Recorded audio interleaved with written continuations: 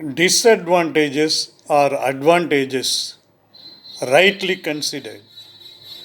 Advantages or disadvantages wrongly considered. கெட்ட தருணங்களை நல்ல தருணங்களாக மாற்றிக்கொள்ளுபவன் புத்திசாலி. நல்ல தருணங்களை கெட்ட தருணங்களாக மாற்றிக்கொள்ளுபவன் முட்டாள். ஒரு தலைவரை பற்றி சொல்லுகின்றேன். முதல் விஷயம், பல தோல்விகளை சந்தித்தவர்.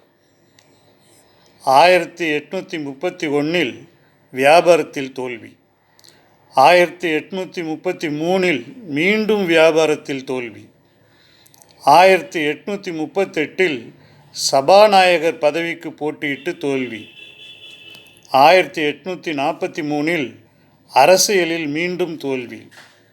அழகில்லாத உருவம். இப்படி பல தோல்விகளை தொடர்ந்து சந்தித்து வந்த இந்த நபர் இந்த உலகத்தில் உள்ள மிகப்பெரிய நாட்டின் தலைவர் பதவிக்கு உயர்த்தப்பட்டார்.